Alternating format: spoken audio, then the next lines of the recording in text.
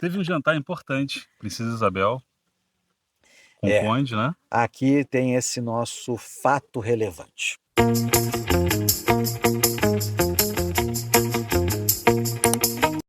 Olá, estamos aqui em mais um episódio do ID, esse podcast desconstruído que traz você para perto do lugar onde nós estamos falando, da pessoa que nós estamos falando. Eu estou aqui com o Michael, meu companheiro aqui, e hoje nós estamos com o nosso anfitrião especialíssimo, Muito obrigado. Ricardo Caparelli, que hoje cuida da fazenda, proprietário da Fazenda Cachoeira Grande, aqui em Vassouras, e a gente quis gravar aqui nesse lugar bem emblemático, a fachada da fazenda. É um lugar Captar extremamente esse local, né? Lindo, por sinal. Gente, querido. é uma fazenda que tem o formato de T, mas aqui, como vocês estão vendo um pedaço, parece um L. Teve recentemente uma guia que até comentou. Parece que você chega, a casa te abraça, né? É Você está verdade. aqui nesse ambiente. É Muito bem escolhido. verdade. E vamos começar, já que a gente está na fachada aqui, né, que mostra por fora, qual é a história por trás dessa fachada, porta dentro. Conta pra gente um pouco da história da fazenda. Eu sei que deve ser uma história grande, né? Mas resumidamente. Vamos lá, né? Gente, não é uma característica minha conseguir ser tão conciso nas ideias, mas vamos lá. Gente, Fazenda Cachoeira Grande foi a fazenda do Barão de Vassouras, né? Ele ganhou as terras no momento que ele casou com a sua prima, aqueles casamentos arranjados naquela época. E ele vem aqui escolher um lugar, né, dentro dos 250 alqueires de terra que ele ganhou como dote, aonde que ele construiria a sua primeira residência. E ele, como tinha um nome, Terra, Fazenda da Cachoeira, né? Ele muito jovem, ele casou com 24 anos, a Bem esposa tinha jovem. 18.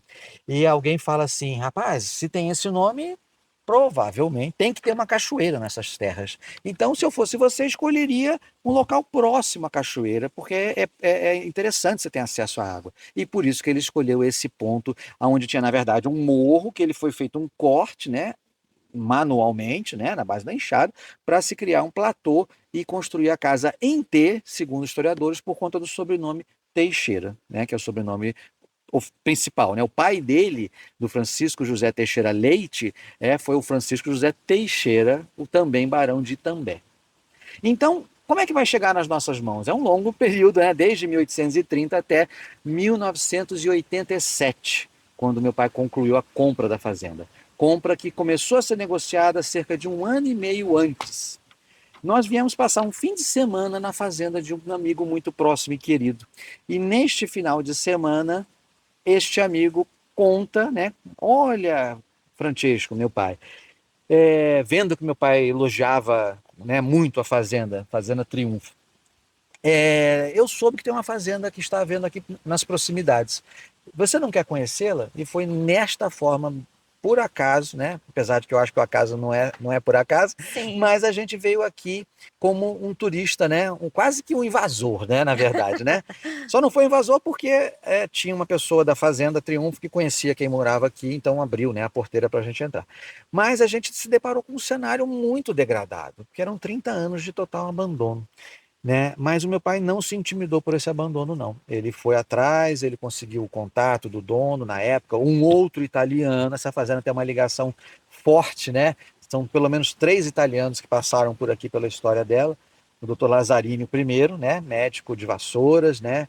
Médico da Princesa Isabel, inclusive. O segundo, o Mário Mondolfo, e o terceiro foi meu pai que comprou. Essa fazenda passou por um processo minucioso de restauro e consumiu 4 anos de dedicação só aqui na sede. Uau.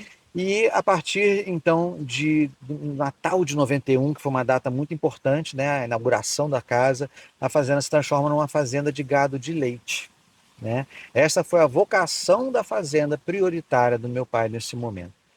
Mas a vida é uma caixinha de surpresas. O meu pai, infelizmente, vem a falecer em 98, depois de uma cirurgia cardíaca.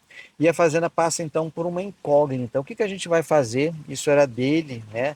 E nós não tínhamos nenhuma experiência com esse gado de leite, que era um gado muito especial, porque para dar muito a quantidade de leite, as vaquinhas eram tratadas, né, quase como se estivesse num concurso mesmo, né, A de pão gado. de ló, como se Pão de diz. ló. Bebedouro automático, ventilador de teto para não sofrer com calor no verão, tudo, né? E o gado de leite demanda um cuidado diário, né? Muito intenso, muito intenso. Então a gente acabou se desfazendo das vacas e colocou um gado de corte, mas a administração à distância não estava sendo eficiente. E aí a fazenda acabou entrando naquela, que é muito uma característica da região, né? Você terceirizar, você colocar um terceiro para arrendar os pastos. Mas concomitante a esse processo, né, de entrar um parceiro para alugar os pastos, veio morar aqui na fazenda uma tia-avó, né, uma tia próxima, inclusive minha madrinha de batismo, Madalena Manso Vieira, já do alto dos seus 80 anos, aquela senhora, né, que tinha um conhecimento vasto. Ela morava em São Paulo, capital, e ela nunca se casou, nunca teve filhos, né? Eu falo que ela tem uma semelhança com a nossa Eufrásia Teixeira Leite, tão famosa. Verdade. Ela foi quem criou a minha mãe, de 1 ano e meio de idade até minha mãe se casar. Então ela foi, na prática, a mãe da minha mãe. E nada mais do que justo que, ao próximo do fim da vida dela, ela vem pedir um aconchego, e a gente, obviamente, abriu a casa para ela. E ela viveu um período aqui ainda desse momento das vacas leiteiras, né? Mas o meu pai falecendo, ela percebeu uma oportunidade de negócio, né? E aí ela conheceu duas senhoras que são antigas, umas elas não está mais aqui hoje em dia, que era a Evelyn da Fazenda Ponte Alta, a outra uma senhora que até hoje faz esse trabalho muito bem, que é a Magide da Fazenda São João da Prosperidade. Elas começaram a se conhecer e trocar essa figurinha, né? Poxa, a gente pode usar a fazenda como um atrativo turístico, receber. Ela começou com amigas, né? Amigas dela, de São Paulo, e Sim. depois isso foi expandindo. Então isso foi tomando um certo vulto, né? A partir dos anos 2000 foi crescendo. Em 2004, a minha mãe, que tinha ficado viúva, em 2002 ela tinha casado de novo. Em 2004, minha mãe achou muito natural vir morar na fazenda para cuidar da tia dela. E num processo bem sem querer interferir no trabalho, mas ao mesmo tempo assessorando, porque a idade vai chegando, né? Não tem jeito, gente. Sim. Madalena, até os 90 anos de idade, conduzia com maestria a visita aqui na fazenda, Que né? legal. Tocando piano no final da visita, né? E aí, aos praticamente 92 anos, ela nos deixou, né? Mas com um compromisso feito, né? Com esse legado Um muito legado, importante. Minha mãe já estava habituada, ficou, né? Morando aqui na fazenda, né? Até o ano passado, praticamente, minha mãe ocupou durante 20 anos a sede da fazenda. E também por uma questão de simplificar a sua vida, de maior conforto. Porque às vezes as pessoas acham que grande é conforto. Nem sempre. A minha mãe, ela precisava fazer para ela uma caminhada do quarto dela até a cozinha, era uma viagem. Sim. Ela já com problema de paralisia infantil desde sempre, as sequelas da polio. Então ela se mudou para uma casa dentro da fazenda para não perder esse contato, né? Mas uma casa muito pequena, que quanto menor para ela, melhor, Sim. né? Pouco deslocamento. E eu me mudei para a sede para ocupar esse espaço, né? Que ficou a meu cargo agora de ser o guardião disso, né? Eu outro dia estava contando o tempo, gente. 75 janelas. Só para abrir e fechar Uau. isso, eu levo em média 20 minutos em cada operação, né? 20 para abrir, 20 para fechar. Então é um trabalho que a gente faz com prazer, porque a gente, né, precisa se esforçar muito para manter viva essa história. Sim. É isso basicamente o nosso legado. Eu estar aqui, né, cuidar desse patrimônio de família, receber turistas do mundo todo. A gente já recebeu gente de todos os cantos, né? Americanos, iranianos, não agora na guerra, né? Mas japoneses, russos. O mais frequente são os franceses, que adoram, né? Que legal. Brasil e França têm uma ligação Sim. histórica, né? Mas portugueses também, italianos, né? Então é muito interessante ter essa troca, né? Outro dia recebi pela primeira vez um casal de Dubai, foi muito interessante. Eu vejo com, né, bons olhos o momento que o Rio de Janeiro está vivenciando. Uma ampliação enorme dessa porta de entrada fantástica do turismo internacional. E o Vale todo só tem a ganhar com isso, né? Só Com tem a ganhar. certeza. É muito legal esse título que você falou aí, né? Guardião. A gente entra ali desde o portão, na verdade, desde lá de Sim. baixo, né, da porteira. Você vê ali, convida aí, né, o pessoal a vir aqui visitar, tem a visitação. Você entra, tem um lago ali e Lago você enorme, vem ver as palmeiras, ver a fachada. É uma experiência. Sim. E é uma joia. Eu penso que isso aqui Uma é uma imersão joia. dentro da história, É. em um lugar realmente que tem, né? que tem história, né? Eu não tenho nada assim, gente, a oportunidade de estar nesses últimos 11 anos morando, querendo ou não, eu fui direcionando as atividades profissionais dentro da área de turismo de um modo geral. E isso me permitiu participar de muitos congressos, seminários, algumas viagens também. E eu consegui alguns exemplos, né? Conheci, por exemplo, o exemplo do famoso case de sucesso que é Gramado, que é espetacular. Mas eles estão assim alguns anos-luz na nossa frente, né? E as pessoas falam, puxa, né? Mas se você analisar friamente, Vassouras e o Vale como um todo, tinha tudo para ser uma Gramado, até eu diria, com mais atrativos, porque Gramado ela foi montada, ela foi criada, E né? tem um espaço físico A enorme aqui, gente tem né? espaço, a gente tem história, a gente tem todo um lado cultural riquíssimo, todo o lado dessa contribuição dessa matriz africana que veio para cá, riquíssima. E a gente deveria explorar isso mais, né? Só que eles já estão lá na frente, fizeram isso, né? E fizeram um dever de casa, toda uma ligação do poder público, poder privado, né? Muito bem entrelaçado isso.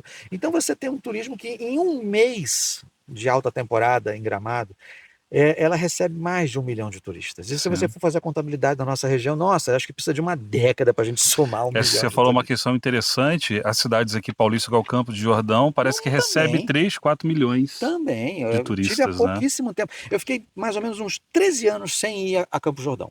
E me impactou muito realmente como cresceu. Se você Muito. entrar no TripAdvisor e colocar restaurantes, aparecem 399 restaurantes Sim. listados em Campos do Jordão. Acho que Uau! pousadas e hotéis são quase 900 ou mais de Não é? 900. Então, Então, assim, é é um um número muito número assim. grande. Agora, eu vou dizer uma coisa para você que eu tive lá. Perdeu um pouquinho do charme nesses últimos 13 anos, né? Eu não sei se eu também não dei sorte, né? Eu fui influenciado ali pelo hotel que eu estava. Não, eu queria comer um fondue, né? E o lugar que eu fui a última vez lá, muitos anos atrás, está lá até hoje. E eu sei que é bom. Mas eu acabei não Indo na fui na indicação ali. indicação, né? Falei, poxa, se eu tivesse seguido os meus antigos referências, eu acho que eu Referências. teria sido mais bem servido, né? Porque tudo que cresce demais, você tem que administrar isso para você não cair no erro que algumas cidades caíram, né? E aí você perde um pouco da identidade. Algumas conseguem voltar atrás, outras é mais difícil. Você vê aqui próximo, dois exemplos muito queridos e próximos, e tanto Penedo como Conservatório, que eu gosto muito Sim. dos dois e frequento. Mas se você não controlar ali o acesso, aqui no em top de ônibus de turismo, ninguém anda, fica uma coisa complicada, Perde a qualidade, né, do perde a qualidade. local. Então, acho que é muito importante o trade turístico estar unido, ter uma responsabilidade junto às secretarias de turismo locais para controlarem essa demanda. Não é dizer assim, olha, o turista ele tem que ser e é muito bem-vindo, mas se quem está na localidade, o morador que tem o seu senso de pertencimento, é claro, se ele começa a perceber que o turismo degrada a qualidade de vida dele, ele não vai abraçar isso com bons olhos, É né? Então, em verdade. vez de ser aquela coisa, atividade que atrai emprego, que gera recurso, movimenta a economia, passa a ser até ter uma política contrária, o que não é bom. E o turista sente isso, claro, né? Então é Sim. importante que ele seja acolhido, né? Sim. Eu vejo, olha, eu converso muito com os meus turistas. E eu fico muito feliz quando eu vejo assim depoimentos espontâneos. Ah, eu estava em Vassouras, eu perguntei onde que era o Museu Casa da Era. Você acredita que a pessoa me conduziu até a porta do museu? Ela não precisava fazer isso, né? Mas esse sentimento que tem nascido e crescido de uns anos para cá. Se você viesse 15, 20 anos, Michael morou, né? Sim. Eu me lembro que as pessoas perguntavam se você parasse num posto de gasolina ou num ponto de Fica ali, táxi. ó. Não, e até perguntar o que tem para fazer na cidade. Não, Doutor, não tem nada, não não. sei. Não sei, não conheço, não. Estou doido para ir embora. E hoje não. Hoje isso você vai plantando uma sementinha nas Sim. escolas, né, promovendo as visitas, né, o chamado turismo cívico também, né, entre outros, né, mas é muito importante que a gente não perca essa história toda tão rica do nosso passado. Muitos turistas vêm de cidades grandes, né? Acho que a maioria vem Sim. de cidades grandes, né? E encontrar um lugar assim tão diferente da realidade lá, num lugar de paz, um lugar de cultura, com tanta Longe da história, correria, né? tudo é muito Nossa, corrido. Parece que o relógio muda o ritmo, né? muda, Aqui muda, com teve certeza. também o seu período de cultivo de café, né? Sim. Pelos registros históricos, né? Que eu estou sempre interessado e agora querendo pesquisar mais a fundo isso, com documentos mesmo. Os números que eu tenho são um pouco mais assim superficiais e genéricos. Eu Uhum. gostaria realmente muito de aprofundar, mas Cachoeira Grande foi uma fazenda que possuía 250 alqueires de terra no momento da sua constituição, né? Hoje são 80 alqueires, tá? Foi reduzida, como a maioria das fazendas foram reduzidas. 250 mil pés de café, que lembrando que hoje a técnica é muito diferente. Naquele momento se plantava café morro acima, uma fileira, uma fila indiana subindo o morro. Então o espaçamento entre o pé e o outro era maior. Você teve aqui no nosso caso 250 mil pés de café, que ocupavam sem dúvida uma vasta área. Hoje você certamente teria essa mesma quantidade de pés com muito menos área ocupada, né? Pela forma diferente de plantio. Mas além dos 250 alqueires e 250 mil pés, 250 escravizados. Então, todas as fazendas tiveram esse quantitativo expressivo, né? Claro, algumas mais, outras menos, mas a gente faz questão aqui de colocar que essa mão de obra escravizada, ela construiu tudo que a gente vê no Vale do Café. A gente nunca Sim. pode deixar de dizer que, ó, os heróis, né, foram eles que fizeram isso, né? E de uma forma, obviamente, explorados ao extremo, né? Sim. Eu falo de vez em quando, me perguntam, né? E realmente eu não tenho nenhum laço, nenhum parentesco com o Barão de Vassouras, né? A gente está nessa vida que eu considero de passagem, então eu não sei, né, se existiu uma outra vida anterior, eu não sei, né, se eu fui um empregado, se eu fui um escravo, se eu fui um ajudante de ordens, eu não sei nada, né? Mas a gente precisa sempre referenciar esses trabalhadores que estiveram aqui. E falando do nosso Francisco José Teixeira Leite, né, o que eu sei da história é que ele tinha uma visão um pouco diferente de outros barões, porque ele não foi do início ao fim um cafeicultor. Ele começou a sua vida como fazendeiro, se tornou um cafeicultor, se tornou um banqueiro, se tornou um empresário. Então ele via na figura do escravizado uma ferramenta de trabalho que tinha que ser cuidada, né? Ele era contra castigos físicos, né, dentro da propriedade dele. Tem relatos que falam, ele estava aqui num local como a gente está aqui hoje e ouviu de longe o canto dos escravos lá no fim do dia, em frente à senzala, que ficava em frente ao terreiro de secar café, e num canto repetidamente, né, no refrão da música. Isso está no livro Terras Proibidas, da Luísa Lobo, né, amiga nossa, descendente do Barão de Vassouras, ficou 18 anos pesquisando, né, toda a história da família dela, dos seus antecessores, aí para entender um pouco como tudo aconteceu. E num dos relatos ele diz que ouviu o canto dos escravizados repetindo: Fulano, era o nome do capataz, não bate no Cristóvão não. Cristóvão está doente, não está de moleza não. Então conta que no dia seguinte ele chama o capataz da fazenda e dá uma bronca. O que você fez, né? Não, doutor, não fiz nada. Não, eu estou sabendo, né? Eu já não disse que escravo é minha propriedade. Ele está aqui para trabalhar, não para apanhar. Você errou duas vezes, porque não tinha que ter batido no Cristóvão, e por outra, se ele estava doente, você tinha que ter mandado ele para a enfermaria. Nós tínhamos, tem até hoje, né, milagrosamente de pé, uma casinha que era enfermaria. Sim. Né? Isso não, várias fazendas passaram a ter a partir mais ou menos da década de 1850, Lei Eusébio de Queiroz, o preço do escravo começa a subir, dono de escravo começa a fazer conta, opa, se eu perder um Preciso escravo custa cuidar. muito caro repor, então vou Sim, cuidar da saúde dele. Então tem esse lado que não tira o título de escravocrata de maneira nenhuma, sim, né? Mas eu vejo que nem todos os donos de escravos tinham uma coisa tão perversa, até porque ele tinha que pensar assim, se ele matasse o escravo, ele estava perdendo um tantão de dinheiro de época, Sim. né? sim, Então, assim, a gente valoriza e precisa valorizar cada vez mais, né? Todo esse passado que foi terrível, mas a gente aprende com os erros para, obviamente, não os cometê-los mais, né? sim, E eu sempre fico feliz de receber aqui historiadores, professores de história, porque a vida é um conhecimento infinito, né? Sim. Então, Sempre a gente está sempre eu estou aprendendo algo, né? aprendendo numa Sim. visita uma coisa nova, né? Então, é isso que me motiva muito a continuar fazendo esse trabalho, aprender, né? Sempre. Né? E eu vi também que teve um período de plantio de arroz. Temos relatos, jornais de época, né? Recortes de jornais. Foi construído aqui na fazenda uma fábrica de beneficiamento de arroz. Sugestão do Dr. Lazarini, quem, né? Que eu falei, casado com a filha primogênita do Barão de Vassouras. O doutor Lazzarini, ele, além de médico, eu falo que ele era meio marqueteiro. Ele convence o Barão de Vassouras, que nesse momento já estava morando no Rio de Janeiro, que nós tínhamos, né, água esse lago artificial que foi criado aqui na fazenda foi com o intuito de ter a água para mover máquinas, né? Carregar o café, mover moinhos, monjolos e tal.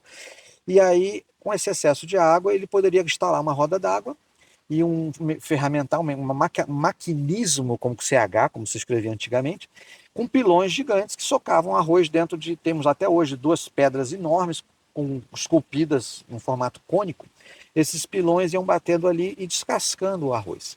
Qual era o objetivo dele? Revender o arroz pronto para consumo. Por quê? Ele percebe que o preço do arroz, lá nos armazéns, cada ano que passava estava mais caro, mais caro. E qual era o motivo? Não era uma quebra de safra, era o custo do frete. Porque o arroz, basicamente, uma grande parte era plantado no Brasil, mas beneficiado na Europa.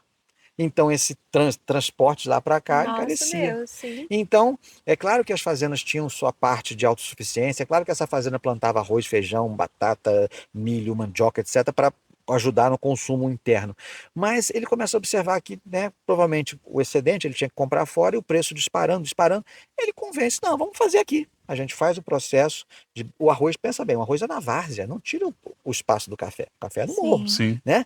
E ele podia também convencer fazendas em volta a plantarem arroz, que ele já garantia a compra do produto, né, in natura, fazia o processo de beneficiamento e revendia com uma boa margem de lucro. Mas eu falo marqueteiro porque eu soube que ele deu um nome, chamava-se arroz da cachoeira. Eu vi isso, e é justamente o que eu vi na internet. Arroz Ele da já era da cachoeira. mídia. Eu já era, Sim. tá vendo? 4 produtos básicos, né? O café, o arroz, a cachaça, que também foi produzida aqui, e um licor específico de jabuticaba, porque temos um bosque até hoje de jabuticaba, né? Agora eu vi que a fazenda vai lançar uma linha de café premium. É isso mesmo? Olha, é uma tendência, né?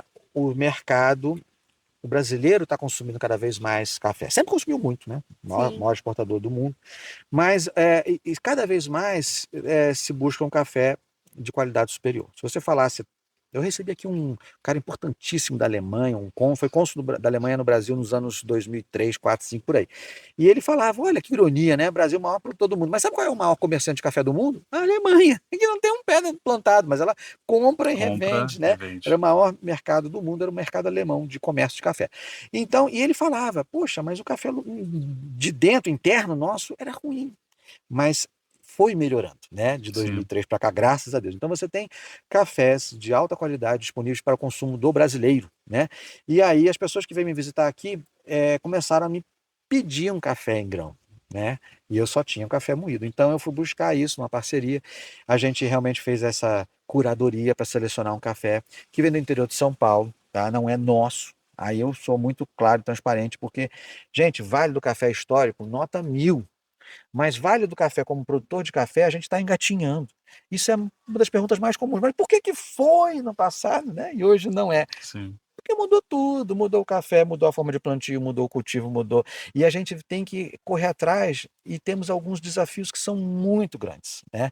Terras completamente esgotadas, não temos qualificação de mão de obra, não temos ainda infraestrutura de transporte, de logística, não temos como fazer. Ou você compete em quantidade ou qualidade. Quantidade a gente tem essa dificuldade, a nossa topografia não permite que entre máquinas em grande escala. Então teríamos que tentar trabalhar na qualidade, beleza. Só que a qualidade tem outros fatores que limitam. E um deles não tem muito o que a gente fazer. Chama-se altitude, né? A gente está a 500 metros. Se você buscar um pacote de café especial acima aí dos seus 83 pontos, mais ou menos, você vai verificar ali o sítio, a fazenda, está acima de 1000 metros. Existe uma questão técnica, né, da amplitude térmica dia-noite. Então, quanto mais altitude, melhor para o café especial. Então, é claro que hoje em dia se faz tudo, né? Porque com o avanço da genética, de tudo, você Sim. consegue. Tem pessoas na região buscando isso. Eu falo que são, né, verdadeiros desbravadores desse café do Vale do Café. Mas como isso ainda eu considero que é muito ainda incipiente, né? A Vale do Café produz, gente, de 1,5% a 2% do total da produção de café do estado do Rio de Janeiro, que é muito pequena perante o café do Brasil todo. Sim. Então, acho muito bom que está sendo feito. Recentemente até fundaram uma associação de cafeicultores e eu estou estudando qual que eu vou ter que fazer aqui na faculdade. Eu vou ter que fazer, mas eu quero servir o produto final, né? Então, a gente selecionou um café realmente muito bom, que a pessoa tem a opção, toma um café coado, sempre vai ter o apreciador do coado, mas quem quiser o expresso muito na hora, a gente também tem, e aí pode levar o grão de café com a nossa marca, com Vassouras escrito, Sim. levar a nossa marca Vassouras e Vale do Café é super importante. Isso para A mim pessoa não tem estando preço. aqui, né, o turista, conhecendo o local, essa imersão na história e apreciando um bom café, Tem. ela não Faz sai toda a daqui, Ricardo. diferença, é Vai uma Fecha. ficar aqui. experiência. Fecha o pacote? É uma experiência, com certeza. A Além fazenda disso, tem estadia, não, né? temos. Michael, é um processo diferente, tá? Não é uma pousada, não é um hotel fazenda, né? Eu estou num processo que eu chamo de brinco com as pessoas, né? Olha, existe aquele famoso filme Uma Noite no Museu, aqui você tem uma noite na casa museu, né? É um formato de guest house. É um formato de bed and breakfast, né? Então, depois da obra de restauração da casa, uma coisa que mudou, né, foi a questão de ter banheiro, porque as casas não tinham, né? Era fora, o banheiro fora. Então, hoje a casa possui 8 suítes. Como eu quero fazer uma coisa, prefiro ser pequeno, mas fazer uma coisa de alto padrão e bom atendimento, eu ofereço hoje apenas 2 suítes dessas 8 que eu tenho. E aí a pessoa marca com uma certa antecedência, é um turismo, é uma hospedagem sob demanda, ou seja, não dá para chegar na porta, vir me hospedar quando tu Sim. vier no balcão. Não, marca com no mínimo 48 horas de antecedência para eu ter o tempo disponível de preparar. Como eu atendo de grão em grão, eu faço muito personalizado. Então eu O faço que é quase muito bom, né? diferente. Algo único, né? Sim, Eu você poder entrevisto o meu ter esse cliente. contato O que você e gosta de convir, tomar né? de café da manhã? Você tem restrição alimentar? Você tem alergia à lactose? Você tem alguma pessoa na sua família que tem diabetes? E aí a gente vai customizar esse café da manhã. Então ele vai escolher a hora do café da manhã, é servido, né, na sala de almoço, eu coloco uma pessoa para ficar à disposição ali, para ele tomar o café da manhã de uma forma realmente lenta, olhando o nosso pátio de pedras, olhando a vista, né? E aí ele toma esse café da manhã. Ah, e o resto, Ricardo? Eu ainda não consigo ter um restaurante funcionando para atender só um casal, 2 casais. Sim. Então a gente tem a vantagem de estar a 10 minutos da cidade, né? É E aí bem meus, Muito pertinho, próximo, é né? bem pertinho. aí meus amigos, eu passo um zap lá. Hamilton, traz aqui uma comida assim. André, traz a comida assada. Pode trazer, ou eu indico, né? Eu tenho os cardápios na minha mão. Então eu passo pelo WhatsApp, viva a tecnologia. O meu hóspede seleciona. Ah, eu vou nesse. Aí eu já ligo lá, Raquel, marca aí para mim Já uma faz uma mesa e tal. E reserva. aí a pessoa é atendida desta forma, né? O que permite também ela variar, né? Ela quer um dia uma comida italiana, outro dia ela quer uma comida típica mineira. Ela circula um pouco na região, né? Então é uma proposta. Eu acho que cada um tem que ter a sua proposta, né? Eu não me vejo, pelo menos nos próximos 2 anos, pensando grande, não, hotel fazenda, não sei quantos empregados. Não, eu prefiro um hotel boutique, uma coisa menor, né? De repente, né? Eu até na pandemia, né? Eu tive que me tornar um cozinheiro, porque as pessoas ficavam hospedadas, mas não queria botar o nariz fora da fazenda. Então, Sim. lá, receita de família, eu falei, olha, eu posso fazer aqui um penne au fung, posso fazer um macarrão assim, que eu aprendi com molho de tomate, e eu tive que me virar, e graças a Deus deu certo. Olha, meu maior prêmio é ter recebido paulistas elogiando a minha comida, porque Muito bom, né? o Paulista, ele nível, é ele é exigente, exigente, né? porque tem Então, eu uma gostei. variedade lá, né? E conta pra gente sobre as visitações, né? Eu acho que é o movimento Carro-chefe. maior, né? O que que eu posso esperar vindo aqui visitar a Fazenda Cachoeira Grande? Como funciona essa dinâmica da visita? Olha, a gente foi tentando, ao longo desses 25 anos que a gente faz a visita, tentar, né, sempre mudar alguma coisa, ver um exemplo que a gente acha que deu certo, adapta para cá. A nossa primeira premissa assim, é que o nosso turista ele saia assim, de uma visita com bastante conhecimento, né, mas não só um conhecimento técnico, né, histórico. A gente fala que a gente promove um entretenimento. né? Então é o tempo todo assim, tentando uma interação. Se eu tenho um grupo que tem uma criança, e eu sei que para a criança pode ser mais, né, enfadonho, então eu vou brincar com aquela criança. A gente tem um processo muito interessante nessa porta aqui enorme aqui atrás da gente, que ela é uma porta que veio para cá de uma igreja lá de Ubá, em Minas Gerais. Olha que legal. A igreja foi desmobilizada, A né? história dentro da história.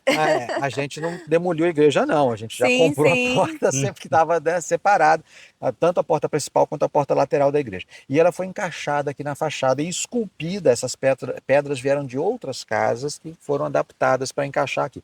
Então essa porta tem uma fechadura enorme. E a gente, quando tem criança, para mim, a minha escolha, né, é prioritária. A criança vai abrir a porta para mim, né? Então eu ensino ela a abrir e tal, e ela já se sente parte mais do processo. Então o que a gente promove é isso, um pouco de viagem no tempo, porque a parte da visita externa é uma parte mais contando, ó, como é que eu vim parar aqui, minha família veio parar aqui, né? Eu falo um pouquinho da família, mas eu falo assim, gente, eu tenho 38 anos de vida aqui de Cachoeira Grande, mas a Cachoeira Grande tem para quase 200 anos de história. Sim. Então é claro que acaba que Recortezinho é um recorte, ali, mas né? curto, né? Mas não tem problema nenhum falar também da parte histórica da minha família. E aí, quando a gente entra, começo a fazer um rápido e singelo teatrinho, mas para a pessoa entender como é que funcionava uma casa no século XIX. Porque a construção física está aí, não mudou tanto assim, né? Mas os hábitos eram muito diferentes. Então, o que era uma alcova? Por que existiu? Por que a pessoa ficava lá trancada igual um Tranca o prisioneiro? visitante por fora, né? Trancava Não tem por fora. janela. Não tinha por onde fugir. Mas era uma forma de mitigar os riscos do negócio, né? Você vai botar para dormir dentro da sua casa uma pessoa que você nunca viu na vida? Você com um filho Que é de algo filhas? totalmente diferente da nossa realidade hoje, é algo muito da Completamente. época, né? Hoje é Zap, Uber, tchau, né? Vai lá pro hotel Isso na aí. cidade. Na época, não. Então, aí eu são 7 salões que a gente vai contando o que funcionava nesses salões antigamente, né? A reconstituição que demorou anos também, um acervo, né, de peças históricas.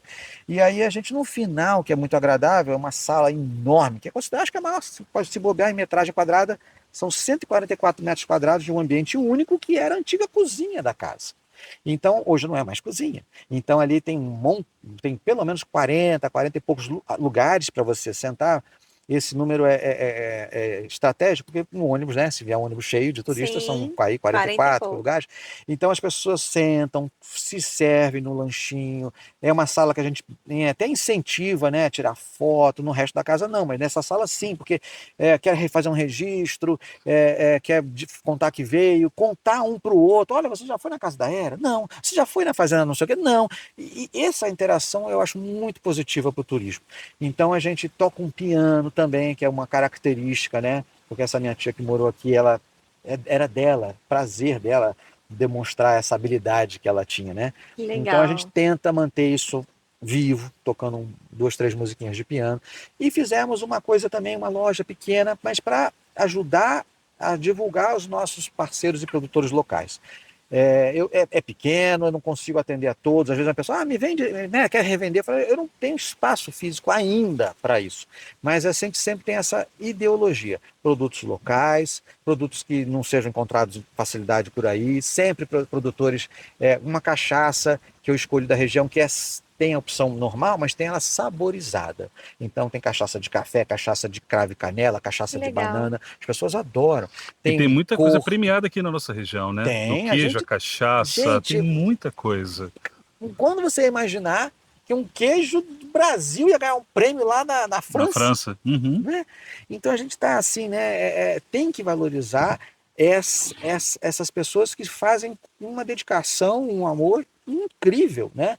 Para que esses produtos sejam. E aí você começa a ver cariocas que vêm aqui, né? Às vezes você vai lá num lugar, num supermercado bacana, lá no Rio de Janeiro, pega lá um queijo especial, uma burrata, mas ninguém lê aquela letrinha miúda, né? Mas eu Sim. falo, olha, às vezes eu leia, aí vê lá, é feito em Valença, né? Olha que legal, né? Então, isso traz muita visibilidade para a gente. E a gente só espera que mantenham essas pessoas ainda cada vez mais, né? Eu vejo assim, a pessoa lançou eu até comecei a revender uma cerveja artesanal.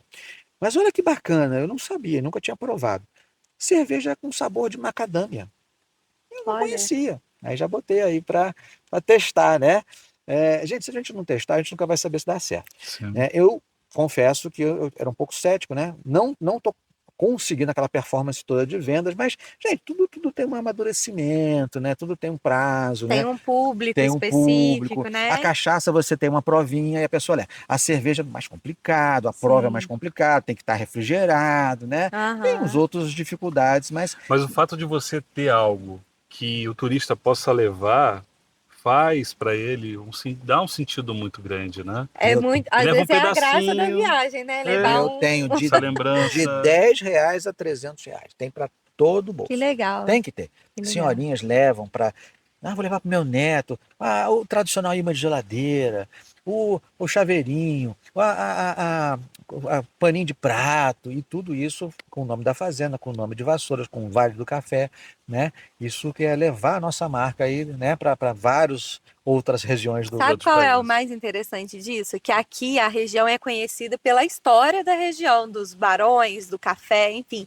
Mas continua se construindo história. Agora é a história da sua família, é a história dos produtores que estão produzindo hoje. Isso. A história ela continua sendo construída e continua aí Essas seguindo, né? rotas chamam rotas rurais, né? As fazendas são rurais, mas tem esse lado também histórico. Então tem pessoas que querem e apreciam esse lado rural, mas talvez não tenha tanto interesse na história. Não tem problema, mas a gente tem produto para tudo. A gente tem produto para quem gosta só da natureza, produto para observação de pássaros, produto para quem gosta de cachoeira. E quando a gente consegue realmente que todos esses atores aí realmente conversem mais, tudo realmente flui melhor, né? Eu vejo que a chave do sucesso é essa interação. Eu, por exemplo, quando eu recebo aqui a gente não pode ser onipresente, eu não consigo estar à disposição, aberto 7 dias por semana, 24 horas por dia. Impossível.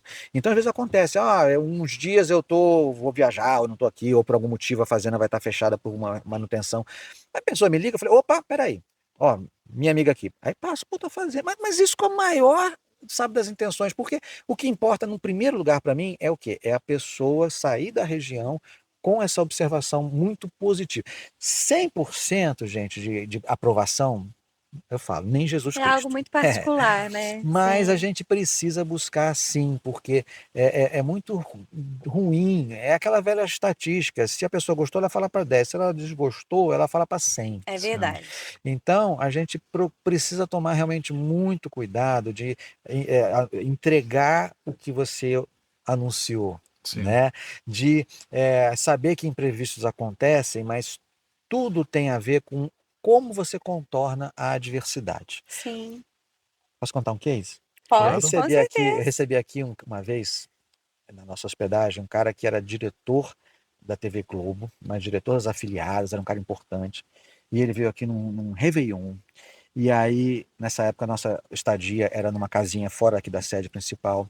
Mas como é uma rede elétrica que é única, quando aconteceu assim, meia-noite e pouco, eu estava na minha casa, acabou a luz. Eu falei, imaginei, será que vão vir consertar a luz em pleno Réveillon? Réveillon, meia-noite. Acordei de manhã, não tinha voltado a luz ainda. Aí eu pensei, meu Deus, como é que o cara vai tomar o seu café da manhã? Porque tudo é elétrico Sim. nesse É. chalézinho.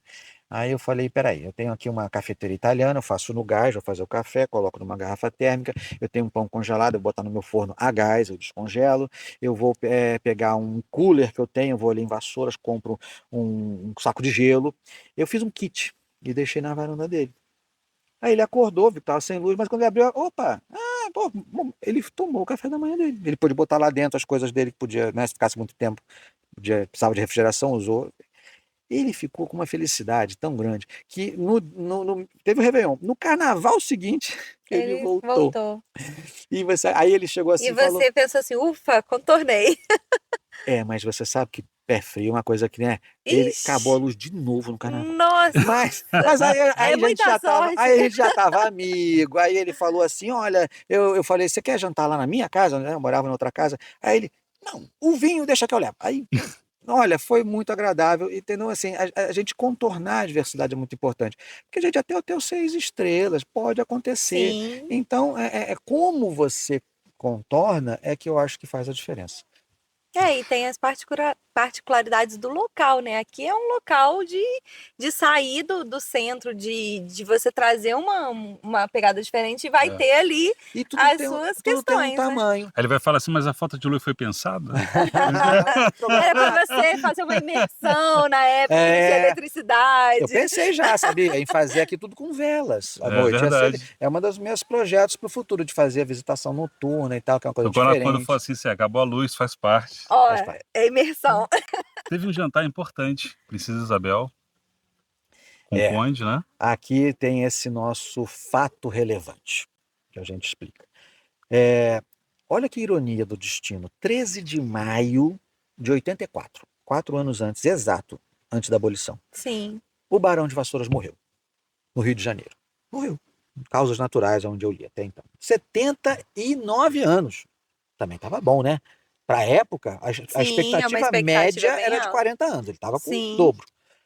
E aí, esse boato da abolição, os donos de escravos estavam muito preocupados, porque temos que ter uma consciência do lado frio da história, do lado financeiro. Segundo os historiadores, o valor atualizado de réis até os dias de hoje traria mais ou menos um patamar aí, um parâmetro entre 80 e 85 mil reais o valor de um único escravo. Uau. Era muito dinheiro. Então, é claro que, ao falar de abolição, os donos de escravos estavam, meu Deus, mas eu tenho uma fortuna. Você vê, Sim. esse nosso relato aqui de 250 escravizados, se você multiplicar, dá 25 milhões de reais. Então, não era pouco dinheiro. E aí, notícias, né, rumores da abolição, só que Barão morrendo, barões aqui em volta, como Barão de Locarne, Barão de Loreto, Barão de Santa Mônica, por exemplo, né, da Fazenda Santa Mônica, lá super importante, né, onde morreu o Duque de Caxias, nessa fazenda, ali no caminho de Juparanã. Eles vêm aqui prestar condolências para a filha mais velha, né, do barão, a Esméria, que tinha casado com um médico italiano, Dr. Lazzarini, e que, por cerca de 10 anos, ele atendeu a própria princesa Isabel. Eu não sei o nome, mas tem um amigo meu historiador que conhece uma bisneta do Dr. Lazzarini, ainda viva, que mora em Piabas, que guarda cartas assinadas pelo Conde D, agradecendo os serviços médicos Que prestados. legal. Então, eu imagino que não foi muito difícil, né, de pensar assim, né? Algumas coisas na história a gente, né, faz umas conjecturas, mas muitas delas plausíveis. Poxa, morreu o Barão de Vassouras. O Barão vem aqui prestar condolências para a filha dele. Vamos aproveitar a viagem, né? O Isméria, seu marido está aí? Está. Podemos falar com ele? Podemos. Ô, doutor, tudo bem? O senhor ainda tem aí o contatinho da princesa? Tem, ué. Vamos fazer um jantar aqui. Vamos convidá-la. Por quê? Eles queriam ter esse canal de acesso e olhar olho no olho e cobrar da princesa Isabel. Quando é que sai a nossa indenização? Os autores, os historiadores são muito céticos em relação a isso. Gente, não existe jantar grátis. É verdade. O jantar foi feito não para a princesa Isabel vir ver que bonito eram os cafezais aqui da fazenda. Não, veio cobrar dela uma posição. Quando é que começa esse processo? Vamos receber à vista, parcelado, preço médio. Então foi feito na nossa sala de jantar um banquete para a princesa Isabel. Conta-se que fizeram uma iluminação com tochas daqui até Vassouras, enfim, são coisas que eu me contar. Mas o fato interessante é que a gente conseguiu, existe um livro que foi lançado em 2013, chamado Os Banquetes do Imperador, que é uma coletânea de 130 jantares oficiais. E o nosso está lá no meio desses 130. Então o nosso visitante a gente abre o livro e ele vê ali todos os pratos que foram servidos neste Que jantar. legal. Então, pratos, bebidas, aí você vê a sofisticação que foi. 3 horas, estima-se, né? 3 horas sentados à mesa para dar conta daqueles pratos Um todos. menu degustação ali. Com direito a um patinho feio, que eu não vou contar. Que vocês vão ver, tem um prato que não deveria estar ali, mas está ali. Né? E os autores foram buscar uma explicação, que ninguém tem uma explicação certa, né? Mas foi um ponto fora da reta, né? É um prato que não deveria, porque era tudo francês, né? Servida Sim. francesa, pratos franceses, vinhos franceses, né? Receitas inspiradas em pratos franceses, mas teve um patinho feio na história. E aí, esse jantar é um ponto, né, que interessante, que as pessoas veem ali, né? Poxa, uma parte da história do Brasil passou aqui por essa mesa, né? Passou aqui nessa sala, né? Consegue entrar um pouquinho ali na história também, sabe até os pratos do jantar, olha que legal, Me né? perguntam se eu não vou repetir, né? Agora, além da história da fazenda, tem os carros. Ah, é outro detalhe. Mas isso não é do século XIX, né? É uma paixão pessoal? Do meu pai. É, apesar de que eu vou falar para vocês, né? Muitas pessoas até não sabem disso. O automóvel, que não era chamado assim no século XIX, era um nome curioso, né? O automóvel era muito comumente chamado carruagem sem cavalos. Se você olhasse, pegar uma foto, botar lá no Google, um carro de 1800 e... O primeiro carro foi em Era o 1800, formato, né? é o formato de uma É, carruagem, Era. só não tinha um cavalo ali na só frente. adaptaram ali, tirou o cavalo, botou O motor. primeiro carro conceituado, né? O Carl Benz, em 1886, criou e patenteou o primeiro veículo, né, a carruagem sem cavalos. E rapidamente isso foi se espalhando pelo mundo, principalmente inicialmente ali no continente europeu, depois na América. O meu pai, ele sempre foi um colecionador assim meio compulsivo, né? Então, especificamente os automóveis, foi uma coleção que ele começou lá por volta mais ou menos de 1980, sei lá, 7, 8 por aí, mais ou menos na época que comprou aqui. E aí aquilo foi tomando um tamanho, né? E chegou um ponto que realmente não, né? Eu falei, pai, é melhor colecionar selo, né? Selo você bota no gaveto. Numa Faz que, caixinha, né, faz que nem meu avô, o pai do meu pai, colecionava moedas, né? Tão mais prático, né? Carro, né, grande, né? Ocupa um ocupa espaço. espaço. E aí ele foi, né, não me deu ouvidos, enfim, ele tinha talvez um sonho, né, que ele não conseguiu concretizá-lo, mas ele queria ter aqui na fazenda um acervo, né, chegou a ter o quantitativo sim, mas a estrutura, né, física para guardar esse acervo ele não conseguiu terminar, chegou até a montar uma estrutura metálica, mas não conseguiu terminar, um grande, gigantesco galpão para caber, né, chegou a ter mais de 200 automóveis, então Olha Uau, isso. era um tamanho, você não tem é muita noção o que coisa. ocupa, né, esse espaço todo. Muito grande. E aí, né, esse sonho foi interrompido, né, como né, meu pai faleceu jovem, né, extremamente jovem. Eu tô, né, daqui a pouco, né, vendo que como a gente não tem, a gente não controla, né? A gente sabe que Sim. tem uma força maior que talvez por algum motivo, né, ele foi chamado lá para o andar de cima, né? Mas com 58 anos meu pai nos deixou esse legado. E aí realmente a gente foi se desfazendo porque não tinha muito sentido, mas eu guardei meia dúzia que estão, né, numa garagem. E aí qual é o objetivo? É contar um pouco da história do automóvel de uma maneira geral no mundo. A gente faz isso resumidamente, são 45 minutos de contação de história, até porque as pessoas já estão um pouco cansadas, já fizeram a visita aqui na fazenda, né? Já tomou o tempo da visita, então é uma visita opcional, mas que eu considero, né? Sou suspeito para falar, eu considero interessante. Tem carro que passou em novelas da TV Globo, né? Novelas de época, tem carro que já passou em filmes conhecidos, tem carro que tem uma carruagem que a gente emprestou para o filme Xangô de Baker Street, né? Que era aquela adaptação do livro do Jô Soares. Então, assim, a gente mostra uma visita não com só olhar o carro. Não é aquela visita de museu que tem uma plaquinha com as características do carro. Olha, esse aqui veio para cá em tal época, participou da novela XYZ, uma curiosidade do Ford Bigode. Todo mundo já viu falar em Ford Bigode.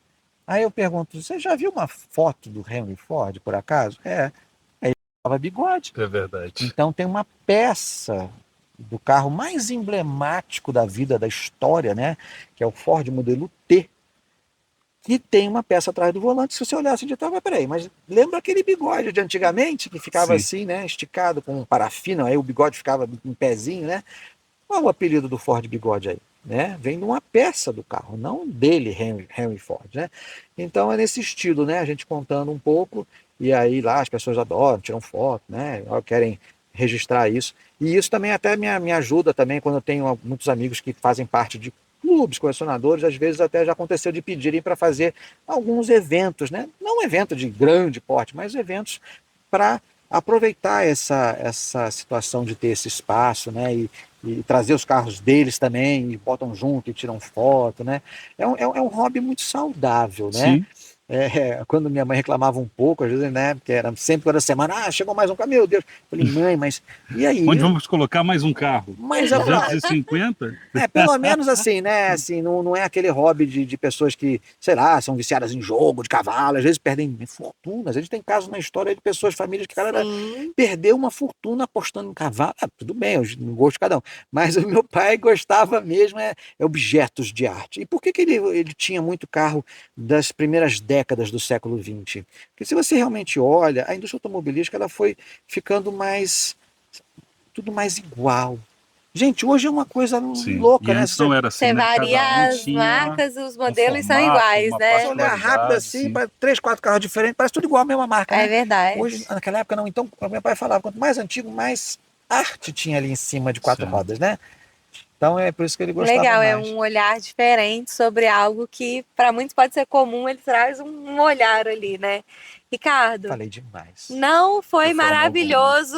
Parece que a gente está sentado na varanda de casa tomando café e Traz batendo o café, papo, eu né? tomo café agora aqui. Vamos, eu vou convidar. Ó, tá muito bom a água, mais o cafezinho. Vai Faltou, ficar... faltou, mas é pra gente ter um motivo para voltar, Voltar. né? Será que falta luz? Não, né? Não. Uma tocha. Olha, foi assim, espetacular conhecer um pouquinho da história da Fazenda, a história da sua família que está ali ligada à história da Fazenda, Obrigado. do seu pai. E fica o convite Voltem para quem sempre. quiser estar aqui fazendo a visita, quem quiser ficar aí na hospedagem também, vai ser recebido com tudo personalizado, né? Chiquérrimo, pelo Ricardo, pela equipe dele aí, né? Vou falar, ide a Fazenda Cachoeira Grande. É isso aí. Foi um prazer, viu? Muito obrigado. Muito obrigado, tá? Por receber tão bem. Obrigado, Marco. Foi um prazer. Honrado. Obrigado.